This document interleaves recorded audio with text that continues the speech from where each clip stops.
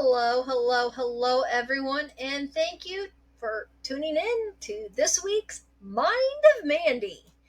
This week, I'm going to talk about fibromyalgia and my fibromyalgia story.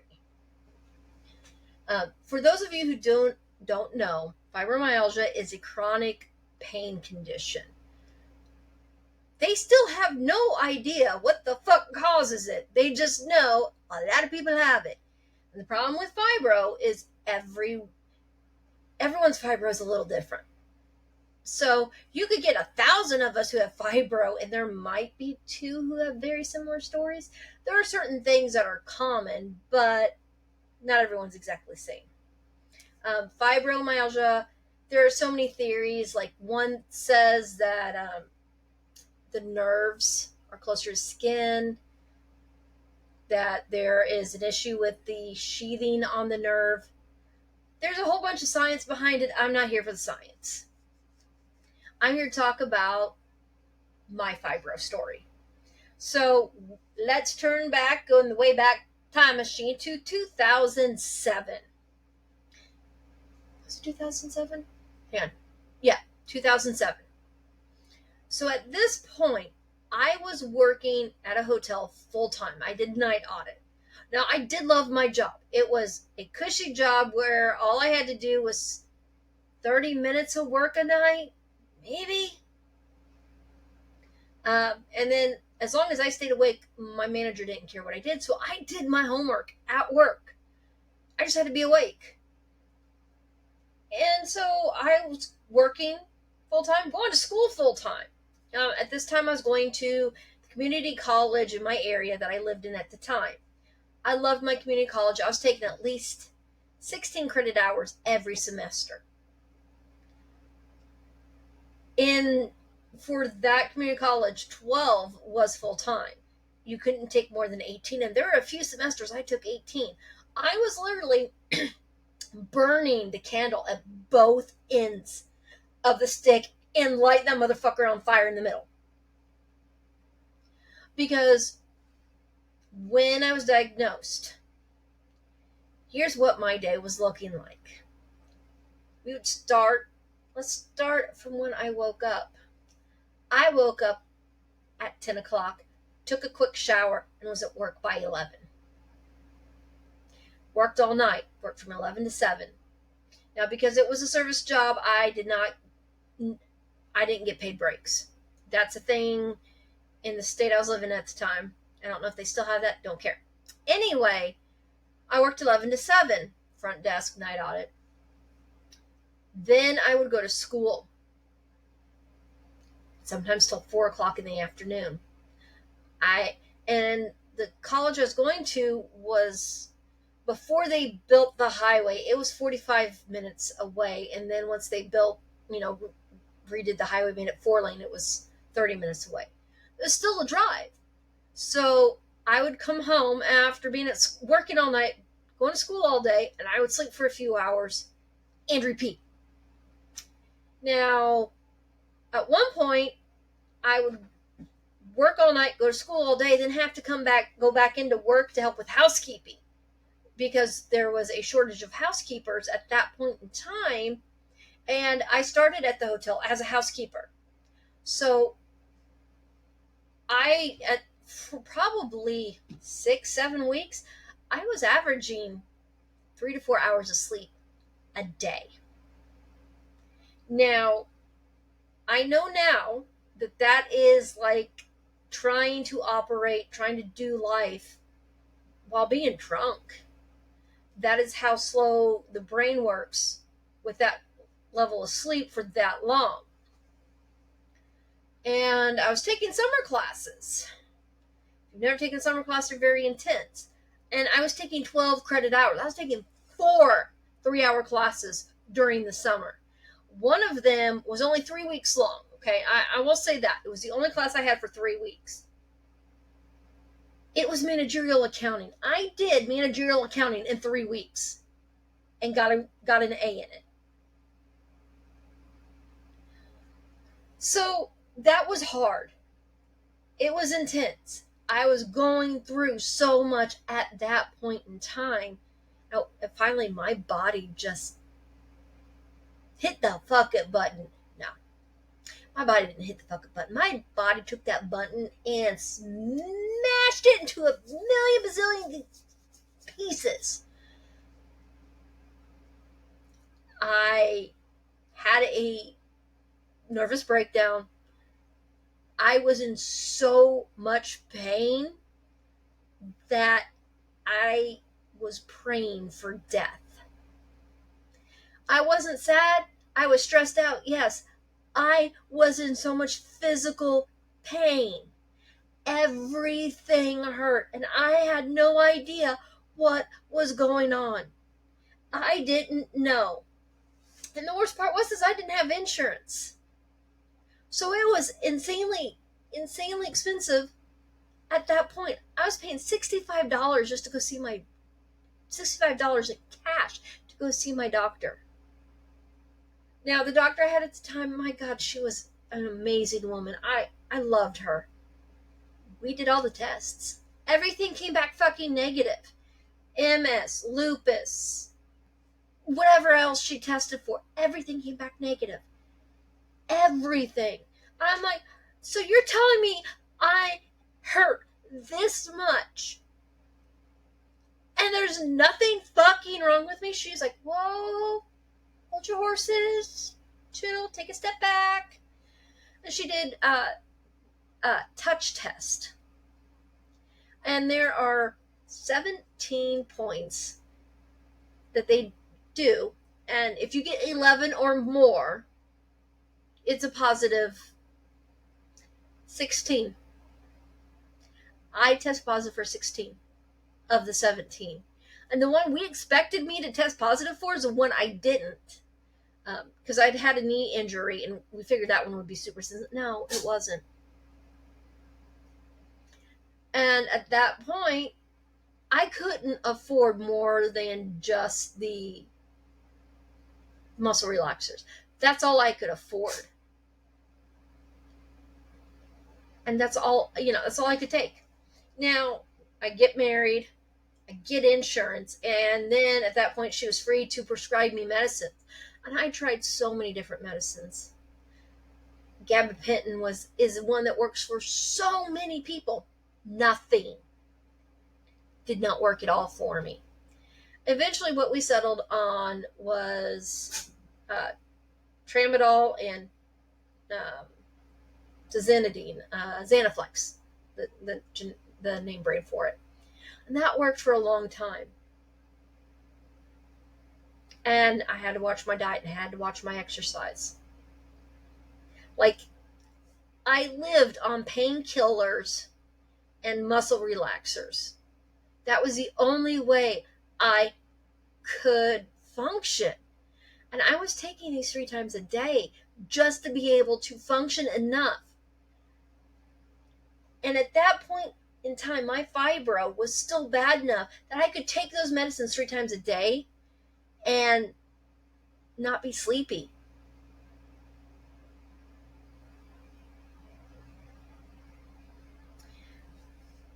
And as it, eventually my doctor got me in to see a pain specialist at the University Hospital about an hour from where I lived at the time. And that was another wonderful doctor I dealt with. He was great. He helped me. He did nerve conductivity tests, which if you've never had, you don't understand the fucking pain of a nerve conductivity test. I fucking hated it. Because I had to have it done a second time. We'll get to that.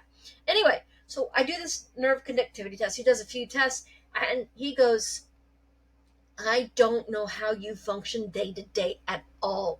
He goes, I expect you to be in a wheelchair, be completely wheelchair bound by age 35. I was 28.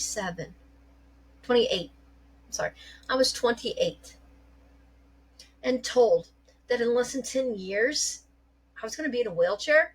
I looked at him, I'm like, fuck that. That's not me. I'm not going to be that person. I'm like, I will do what it takes to not be that person. And he goes, it's going to take a miracle. He's like, you don't understand how bad your fibromyalgia is. You do not understand. I'm like, yeah, I do. I'm in this body. I get how bad it is. I will find ways. So sorry guys, I figured out what I needed to do, and it was a lot of trial and error. Figured out that vitamin D helps me a lot. I'm apparently vitamin D deficient. Who would have known this PC-ass white girl was vitamin D deficient? Whatever. But I figured out quite a bit of what I needed to do. Problem is when I would have flare-up, the flare-ups would take me out for weeks, even months at a time, making it hard to work.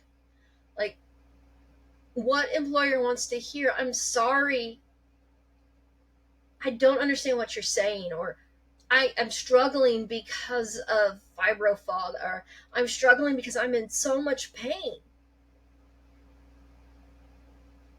And yeah, I got fired. I shouldn't say fired. We parted ways mutually-ish. I worked for a disability lawyer. And because I was having a hard time keeping up with the workload with what he wanted, and when I am in pain, I get snippy. And add that with me being strong-willed and stubborn, it was just a recipe for disaster. And I got let go, walked away, whatever you want to call it, from a disability lawyer for having a disability.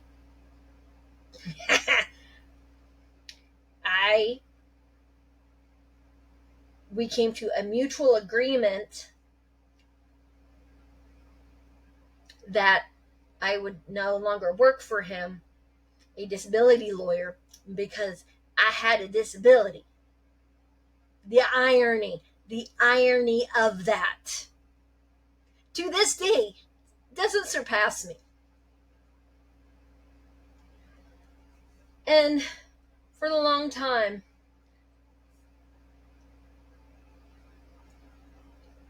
when you see that scale, the pain scale, for us who have fibro, the pain scale means nothing. Our pain, my 4 is a normal person's 9. My 4 is a 9 to a normal person. My fibro rated so bad when I went to the pain clinic that childbirth wasn't as bad as the pain I was experiencing day to day. And now, I don't know the pain of childbirth. That is something I don't know. But here's what I can tell you. My fibro is bad enough that when I had a complete hysterectomy, I was up within 48 hours doing laundry because it wasn't that big of a deal. It hurt less than my fibro. A hysterectomy hurt less. Having my tonsils and adenoids taken out hurt less than my fibro.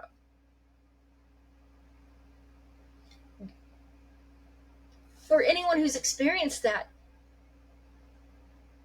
if I can deal with that kind of pain because it hurts less than my body feels on a daily basis, that's pretty bad. When my pain gets to anything above an 8 or above, those are the days in which it really does depress me. And I spent a lot of time in those first years in that state of pain. Because at that point, I didn't understand how mindset actually worked and helped. And, at that point, when I got to the point where I'm just like, I can't do this anymore. Something has got to change. I have no quality of life. I had none. I couldn't do anything I loved because everything fucking hurt. And I was gaining weight like a mad mo because I had no energy to do anything and everything hurt. It hurt to put clothes on. It hurt to brush my hair. Showers hurt. Everything hurt. Everything. And so I changed my mindset and started working with gratitude. And it helped so much.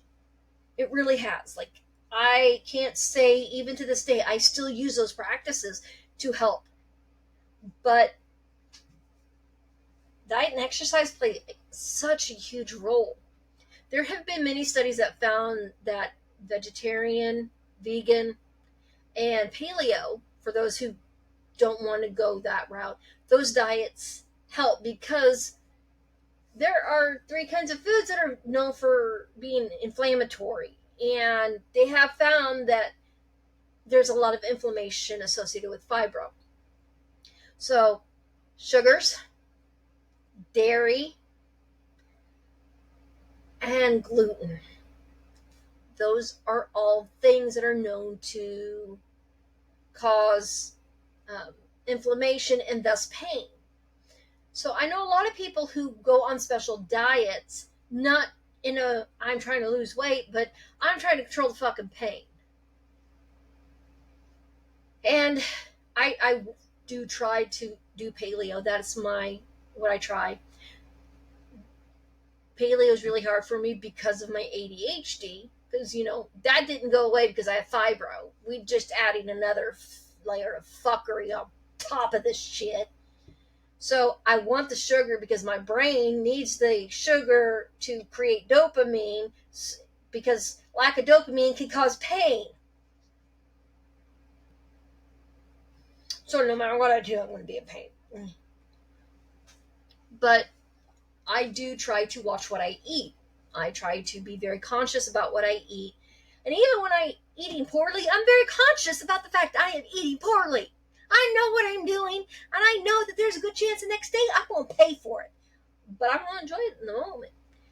Sometimes that's all I can focus on is the moment. So, we talked about I went to the pain clinic, and eventually I'd say probably 2010 is when I started working on mindset, trying to improve my mindset, and it's also about the time I got into Beachbody. I was hoping it would help. We ain't going to get into the Beachbody story right now. The exercises helped. The workouts helped. And I had bad flares, many bad flares. There were flares. I had a flare that lasted 9 months. That was 9 months of me being at a level 7. For me. 9 months. I got very depressed. I stopped.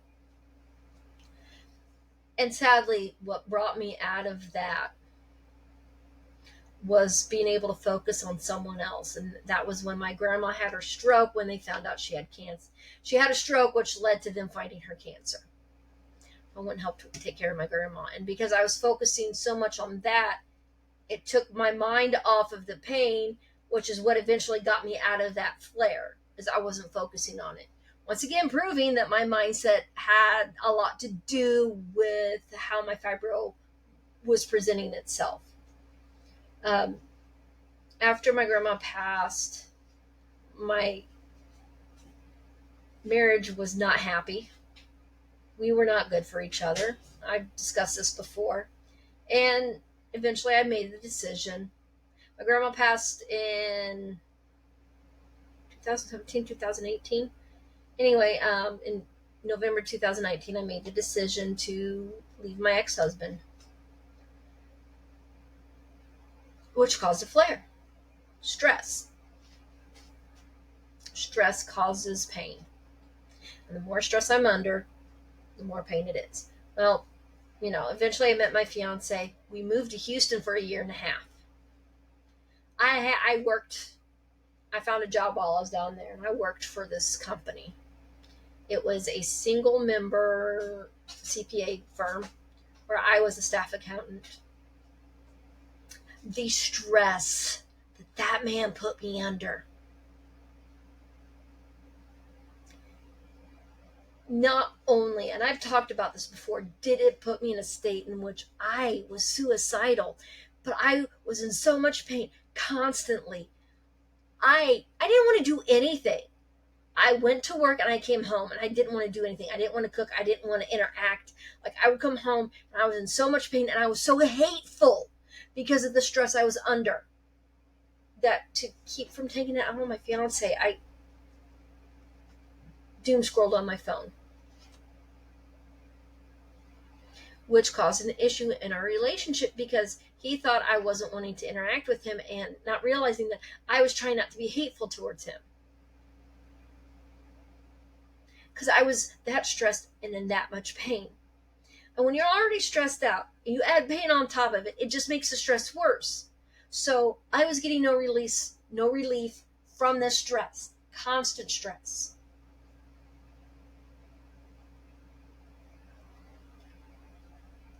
Walking away from that job was the best thing I could have done for my physical and mental health. I will never regret how I left that job. Ever. That was a toxic work environment. And I can't even say for me. While I was there, 5 or 6 people came and went. 6. Yeah, 6 people. He would turn through employees that fast. That's how toxic of a work environment that was.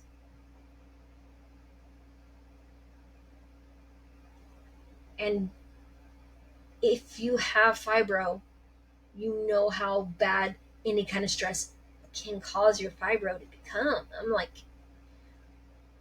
muscle relaxers weren't cutting it. It got so bad I thought there was something else wrong with me. And so I was going to doctors, and my migraines, like I was getting 3 or 4 migraines a day, where in the past I'd get maybe 2 a year.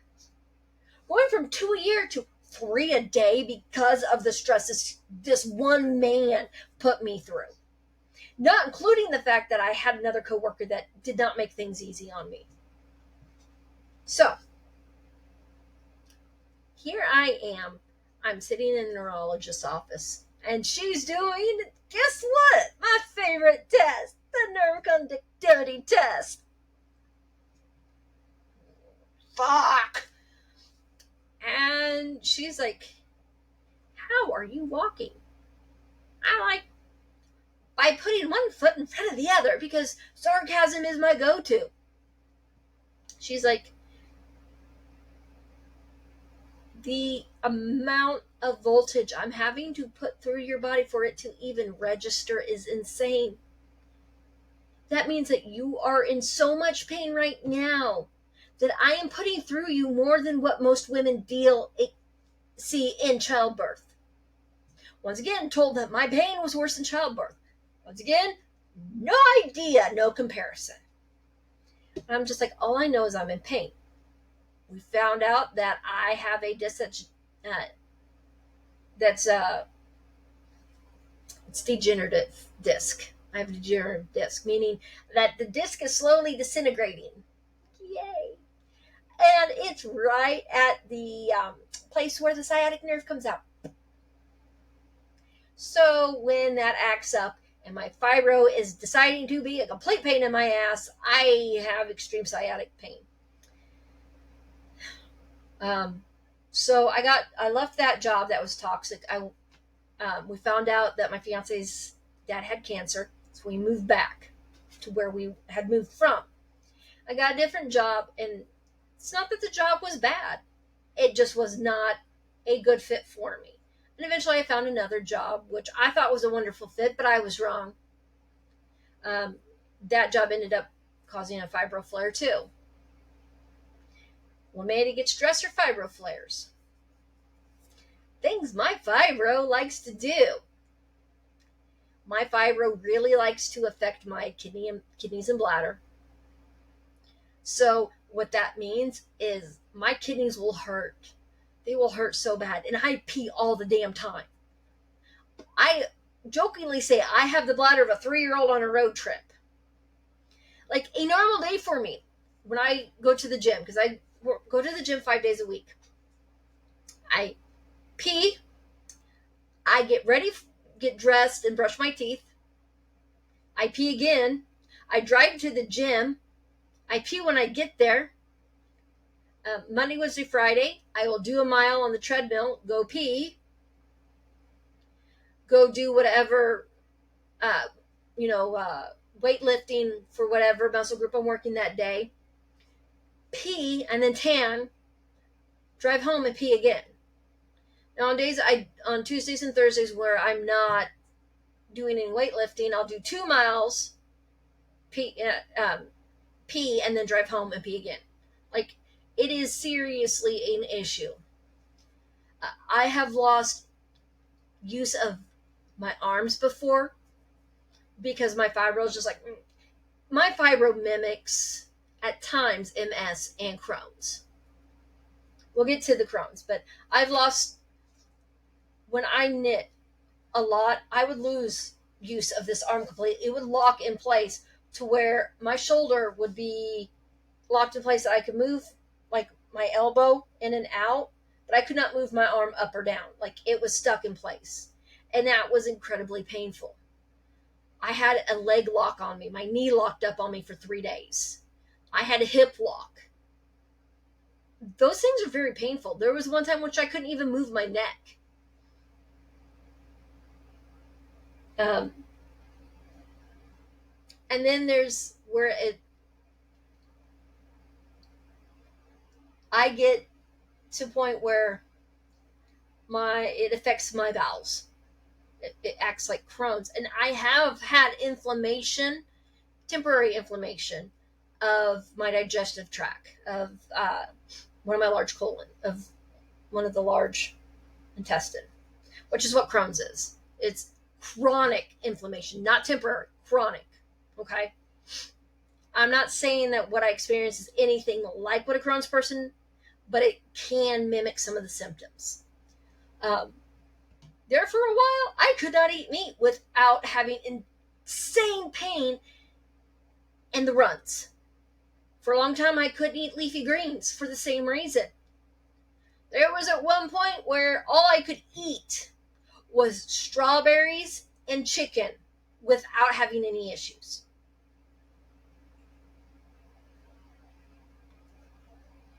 Not everyone deals with it like that, but those are my symptoms.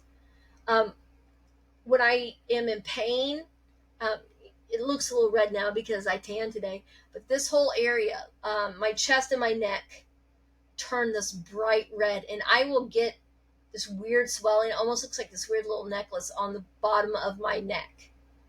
It swells really weirdly. And I've had my thyroid checked. My thyroid's perfectly fine. The only thing elevated on me is my triglycerides and cholesterol, but that's not a surprise. That's genetic. So, fibro, it sucks. It does affect everything I do. And I wish more employers would be open and honest if they don't understand fibro. Because then when we ask for accommodations because of the fibro, then they'd be like, oh, okay, I understand. Because having fibro means some days I can't think clearly, I can't speak. There are days in which it affects my speech. The words are here, they're not coming out here. They're in my head, they're not coming out my mouth. Those days are frustrating. And I can't sit for too long. I can't stand for too long. Like, at times I have to get up and move around. If more employers were more open to hiring people with disabilities and understanding their disabilities, I think there'd be a lot more perfectly capable, wonderful people in the workforce.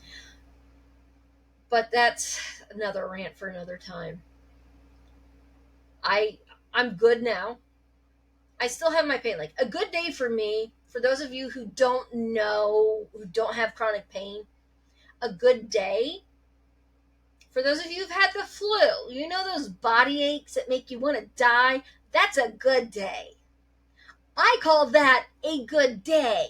It gets worse from there. Today was a great day. I did my mile. Today was arms, chest, and back. Am I a little sore? Fuck yeah, I'm sore. Am I gonna feel it tomorrow? Fuck yeah, I'm gonna feel it tomorrow. Is it gonna be a bad day no. It'll be a good day. A, because I've determined it's gonna be a good day, and B, because I've been doing this for 5 weeks now. I know how my body reacts. So it's gonna be a good day. I'm not gonna worry about it. We're gonna keep moving forward. But it sucks. There are days in which, and every fibro patient wishes for it, that the sweet taste of death, because it has to be less pain than the life we're living now. So anyone who listens to this, who has somebody with fibro in your life, and you ask, how are you feeling today? And they're like, I'm fine. We say that because we know everyone's tired of hearing it. When you hear them say, I'm fine, ask them, no, really, how are you doing? I want to hear. Because for us, that means so much. That means that you care enough to ask and genuinely be concerned. Also, I know I'm not the only one. You could tell when someone with fibro is flaring because we become even more independent and refuse to ask for help because, God damn it, we're going to do it ourselves. Because we don't want to feel like an inconvenience and a burden. So if all of a sudden your loved one gets super independent, ask them where it hurts. And don't be surprised when they say, fucking everywhere! That's usually the response I get. Or, where do you think it hurts, asshole? But, yeah, that's my fibro story. Thank you for listening, and I will talk to everyone next week. Toodles!